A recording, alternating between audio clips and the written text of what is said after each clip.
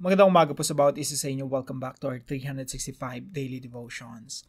Gusto po munang batiin si Emmanuel, Myren, Gina, Dens, Jay, Manny, Vivian, Perlita, Abigail, Vince, Ruth, Dennis, and Rita. Hello po sa bawat isa sa inyo. Ang dalahin ko po ay patuloy pong gamitin ng Diyos yung mga devotions natin sa ikalalago po ng ating buhay spiritual. So hello po sa inyo. At sa bawat isa po na sumusubaybay sa ating channel, umagang-umaga kasama na natin dito sa ating daily devotions. Pagpalain po kayo ng ating Panginoon. Now, tuloy po natin yung ating series about prayer, moving the hand of God. Pag tayo po ay nananalangin, para bang, animoy, tinatapik natin yung kamay ng Diyos at nagmamakaawa tayo sa Kanya. Sinasabi natin sa Kanya, Panginoon, kumilos ka. Igalaw mo ang iyong mga kamay at kumilos ka sa aking buhay. So, that's what happens when we pray. Now, yung pag-aaralan po natin magmumula po sa James chapter 5 verse 16 and 17.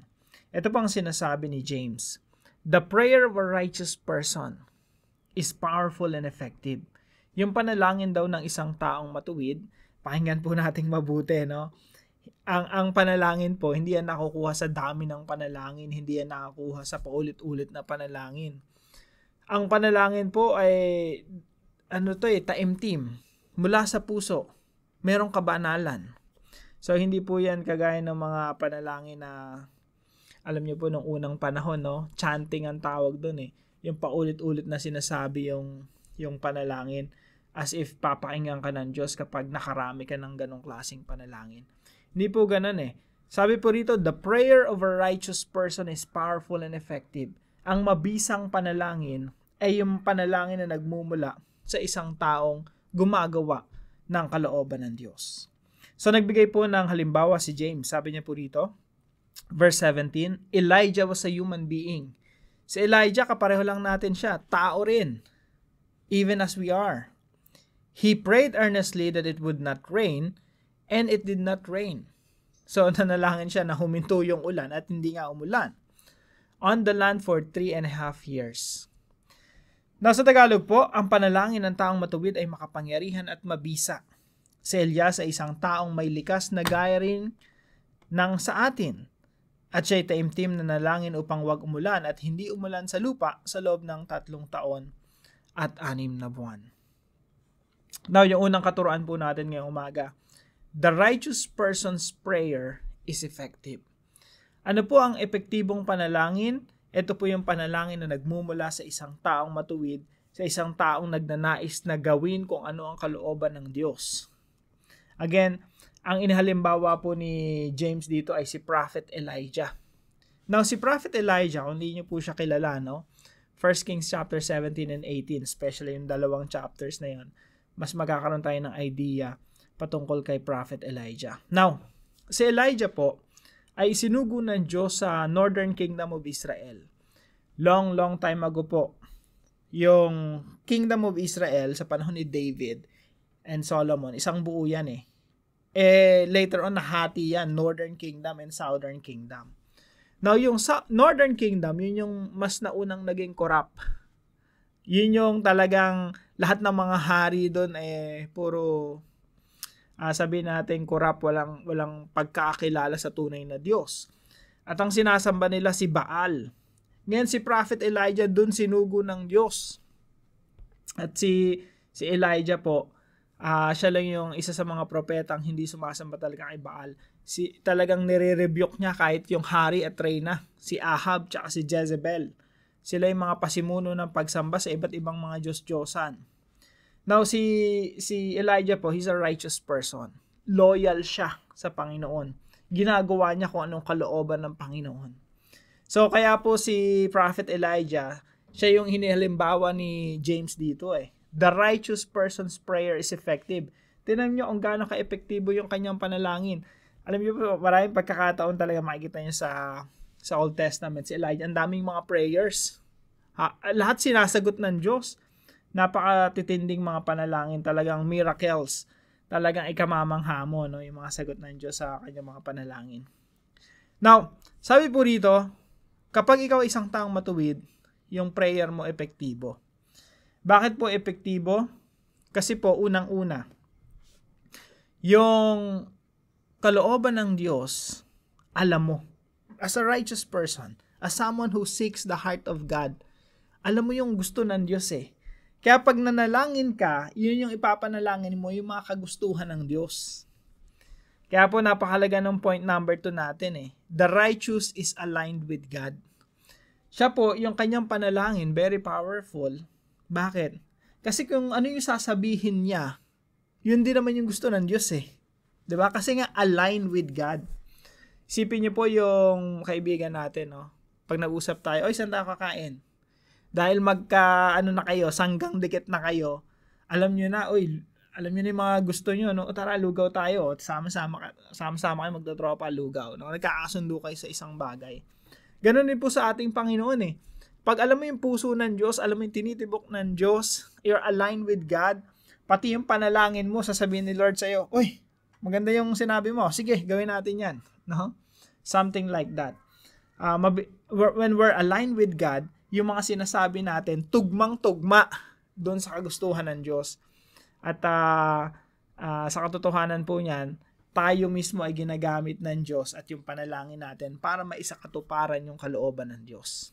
Yung isang taong, malalaman mo ang righteous yung isang tao, kung righteous ang isang tao kapag aligned with God.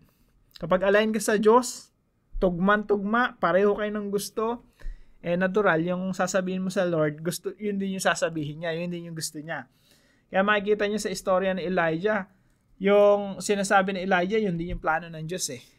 Yung pag-rebuke niya kay Ahab, Diyos din, plano din ng Diyos yun eh. Yung panalangin niya na wag umulan, yun din naman yung plano ni Lord eh. Kasi nga, yung pagiging righteous, yun yung pagiging aligned with God. Kaya kung ano sasabihin ni Elijah, yun din ang gusto ni Lord. Di ba? Number 3, the righteous prays according to God's will. Ang isang taong matuwid, ang pinapanalangin niya yung kalooban ng Diyos. Hindi kalooban ng kung sino man, no? Hindi naman pang sarili mong makamundo at makalaman na pagnanasa yung pinapanalangin mo eh. Ang ipinapanalangin mo yung kalooban mismo ng Diyos. Kalooban ba ng Diyos na wag umulan sa land of Israel during that time?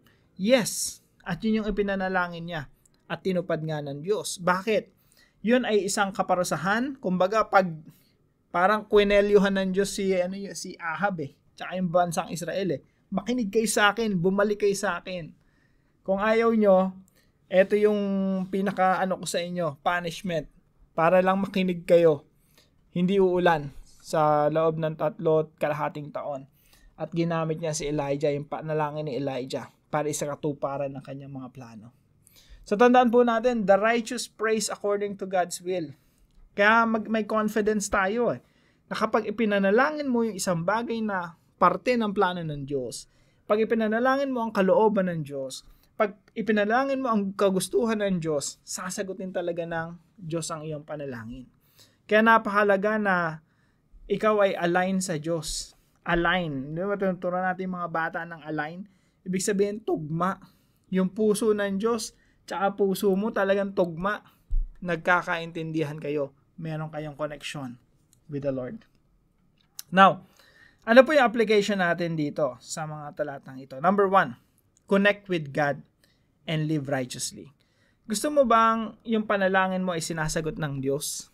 Unang-una po sa lahat, kailangan maging isa kang taong matuwid. Pag sinabi nating matuwid, hindi baluktot. Ano po ibig sabihin nun? Yung Diyos, tsaka tayo, nagtutugma. Okay? Nagko-connect. Righteous si Lord, holy si Lord, namumuhay ka na may katuwiran, may kabanalan, nagtutugma. Nagkakaroon ng real connection. So yung unang application natin, connect with God and live righteously. Now, hindi ko po sinasabi na maging perfecto tayo. No, we try our best, of course. Pero tandaan po natin, tayo po ay pinagpaging banal at pinagpapaging banal ng Diyos. Ibig sabihin, ginagawang matuwid ng Diyos, binabago tayo ng Diyos araw-araw. Kaya sa hanggang nandito tayo sa lupang katawan, hindi po tayo perfect. Pero we can do our best to live righteously just as we are righteous in the Lord Jesus Christ. So ano pong kailangan natin gawin? Kailangan po natin magkaroon ng intimacy with God. Intimacy, yun yung real connection. Alam niyo po yung intimacy, yung communion with God, Kaya po nung nakarang devotion natin, no, we really have to spend time with God. At least, ideally, no, we spend 30 to 1 hour nananalangin, nagbabasa ng salita ng Diyos, nagme-meditate. Yun po yung intimacy. Intimacy with the Lord, communion, fellowship with God. Nagkakaroon tayo ng real connection with God. Inaalam natin kung ano yung nasa puso ng Diyos. Ano yung nasa isipan ng Diyos. Ano yung mga bagay na gusto niya. At ano yung plano niya at kung paano tayo magiging parte ng plano ng Diyos. Kung paano si Elijah ay parte ng plano ng Diyos, kaya nung pinanalangin niya yung plano ng Diyos, of course, sinagot ng Diyos yung kanyang panalangin. Kasi he's praying according to the will of God. So that's number 1, connect with God and live righteously. Number 2, align our prayers with God. Pag nananalangin po tayo, hindi makamundo. Hindi selfish. Hindi pansariling kagustuhan lamang. Kaya po, maganda yung mga panalangin natin, nag-i-improve din. Lumalago rin. Lumalalim din. Hindi yung pengi noon. No, minsan yung Panginoon, naging pengi noon eh. Pengi niyan, pengi nito, pengi noon. Yung panalangin po natin, nagbabago po yan eh. The more we know God, the more na lumalalim tayo sa pagkakaunawa kung sino ba talaga yung Diyos. Pati yung panalangin natin, nag-iiba na rin. No? Mas lumalalim, mas nagiging align sa Diyos.